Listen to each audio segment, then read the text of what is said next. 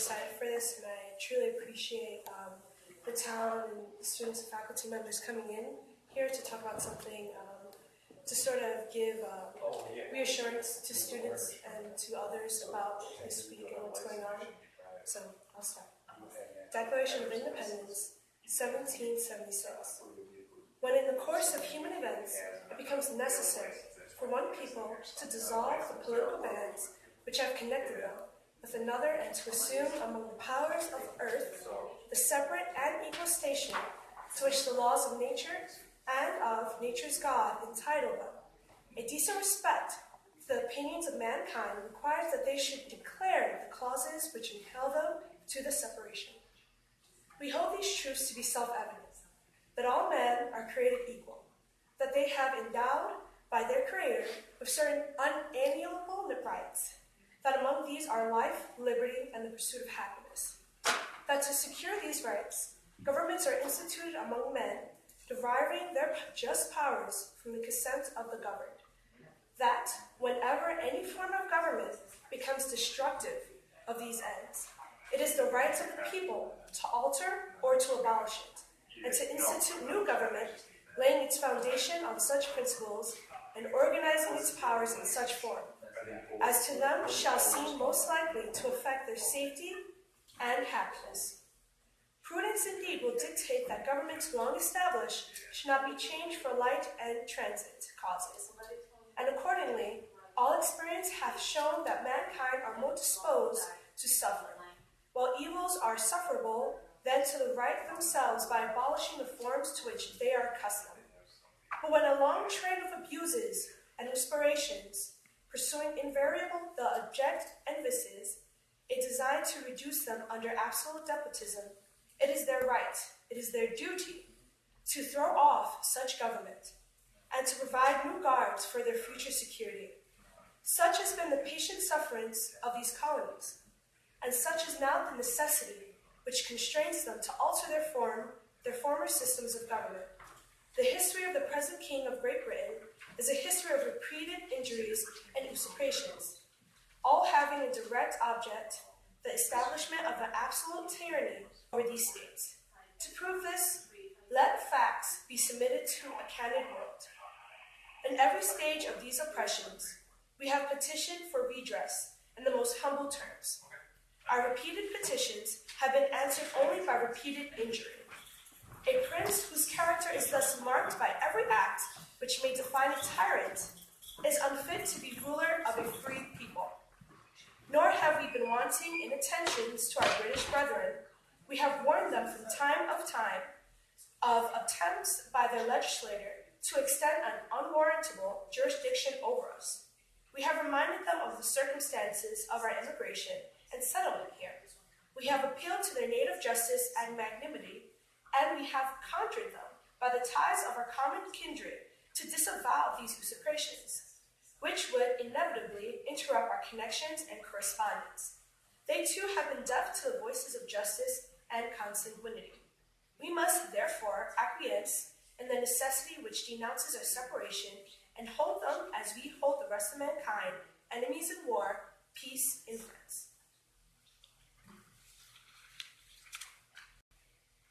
We therefore, the representatives of the United States of America in General Congress, assembled, appealing to the Supreme Judge of the world for the rectitude of our intentions, do in the name and by authority of the good people of these colonies, solemnly publish and declare that these united colonies are, and of the right ought to be free, and independent states, that they are absolved from all alliance to the British Crown, and that all political connection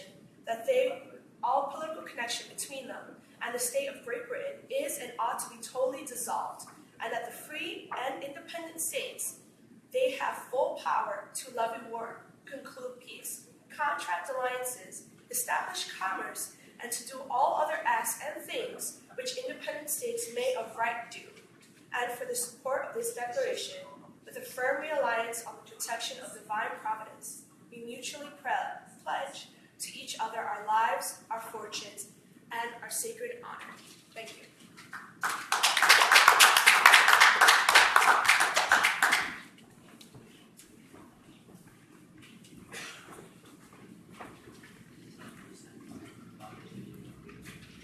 Thank you, Sasha, for first reading. It's great to hear. And now, excerpts from the United States Constitution. Starting with our preamble. We, the people of the United States, in order to form a more perfect union, establish justice, ensure domestic tranquility, provide for the common defense, promote general welfare, and secure the blessings of liberty to ourselves and our posterity. Do ordain and establish this Constitution for the United States of America. Now, the preamble to the Bill of Rights. The conventions of a number of the states, having at the time of their adoption of the Constitution, expressed a desire in order to prevent misconstruction or abuse of its powers, that further declaratory and restrictive clauses should be added, and as extended to the ground of public confidence in the government, will best ensure that efficient ends of its institution. Now, the First Amendment. Congress shall make no law respecting the establishment of religion or prohibiting the free exercise thereof, or abridging the freedom of speech or of the press, or the right of the people peacefully to assemble and to petition the government for redress of grievances. Now, the Second Amendment. A well-regulated militia being necessary to the security of a free state, the right of the people to keep and bear arms shall not be infringed. Third Amendment.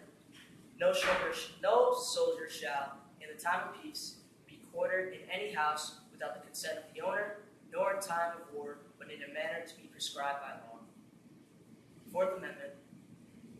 The right of the people to be secure in their persons, houses, papers, and effects against unreasonable searches and seizures shall not be violated, and no warrants shall be issued but upon probable cause, supported by oath or affirmation, and particularly describing the place to be searched and the persons or things to be seized. Fifth Amendment. No person shall be held to answer for a capital or otherwise infamous crime unless on a presentment or indictment of grand jury, except in cases arising in land or naval forces, or in the militia, or in actual service in time of war or public danger. Nor shall any person be subject for the same event of offense to be twice but in jeopardy of life or limb, nor shall be compelled in any criminal case to be a witness against himself, nor to be deprived of life, liberty, or property without due process of law. Nor shall private property be taken for the public use without just compensation. Sixth Amendment. In all criminal prosecutions, the accused shall enjoy the right to a speedy and public trial by an impartial jury of the state and district wherein the crime shall have been committed, which district shall have been previously ascertained by law, and to be informed of nature and cause of the accusation, to be confronted with the witnesses against him, to have compulsory process of obtaining witnesses in his favor, and to have assistance of counsel for his defense. Seventh Amendment. In suits at common law, where the law and controversy shall exceed $20, the right of trial by jury shall be preserved, and in no fact tried by a jury shall be otherwise re-examined in any court of the United States according to the laws of common law, according to the rules of common law. Eighth Amendment. Excessive bail should not be required, nor excess fines imposed, nor cruel or unusual punishments inflicted. The enumeration of the Constitution of certain rights shall not be constructed to deny or disparage other retained by the people. Ninth Amendment. And the 10th Amendment. Power is not delegated to the United States by the Constitution, nor prohibited by it to the states, and reserved to the states respectively, or to the people.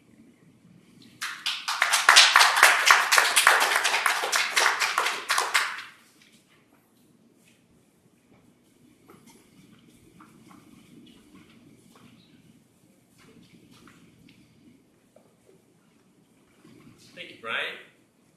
It's my privilege to read for you excerpts from President George Washington's farewell address from 1796. In looking forward to the moment which is intended to terminate the career of my public life, my feelings do not permit me to suspend the deep acknowledgement of that debt of gratitude which I owe to my beloved country for the many honors it has conferred upon me. Still more for the steadfast confidence with which it has supported me, and for the opportunities I have thence enjoyed manifesting my inviolable attachment by services faithful and persevering, though in usefulness unequal to my zeal. If benefits have resulted to our country from these services, let it always be remembered to your praise, and as an instructive example in our annals, that under circumstances in which the passions, agitated in every direction, were liable to mislead, amidst appearances sometimes dubious, vicissitudes of fortune often discouraging, in situations in which not unfrequently want of success has countenanced the spirit of criticism, the constancy of your support was the essential prop of the efforts, and a guarantee of the plans by which they were effected. Profoundly penetrated with this idea, I shall carry it with me to my grave as a strong incitement to unceasing vows that heaven may continue to you the choicest tokens of its beneficence, that your union and brotherly affection may be perpetual, that the free constitution, which is the work of your hands, may be sacredly maintained, that its administration in every department may be stamped with wisdom and virtue, that, in fine, the happiness of the people of these states, under the auspices of liberty, may be made complete by so careful a preservation and so prudent a use of this blessing as will acquire to them the glory of recommending it to the applause, the affection, the adoption of every nation which is yet a stranger to it. Interwoven as is the love of liberty with every ligament of your hearts, no recommendation of mine is necessary to fortify or confirm the attachment. The unity of government which constitutes you one people is also now dear to you. It is justly so, for it is a main pillar in the edifice of your real independence, the support of your tranquility at home, your peace abroad, of your safety, of your prosperity, of that very liberty which you so highly prize. But as it is easy to foresee that, from different causes and from different quarters, much pains will be taken, many artifices employed to weaken in your minds the conviction of this truth. As this is the point in your political fortress against which the batteries of internal and external enemies will be most constantly and actively, though often covertly and insidiously, directed, it is of infinite moment that you should properly estimate the immense value of your national union to your collective and individual happiness. That you should cherish a cordial, habitual, and immovable attachment to it, accustoming yourselves to think and speak of it as the palladium of your political safety and prosperity, watching for its preservation with jealous anxiety, discountenancing whatever may suggest even a suspicion that it can in any event be abandoned, and indignantly frowning upon the first dawning of every attempt to alienate any portion of our country from the rest, or to enfeeble the sacred ties which now link together the various parts. For this you have every inducement of sympathy and interest. Citizens, by birth or choice of a common country, that country has a right to concentrate your affections. The name of American, which belongs to you in your national capacity, must always exalt the just pride of patriotism more than any appellation derived from local discriminations. With slight shades of difference, you have the same religion, manners, habits, and political principles. You have in a common cause fought and triumphed together. The independence and liberty you possess are the work of joint councils and joint efforts of common dangers, sufferings, and successes.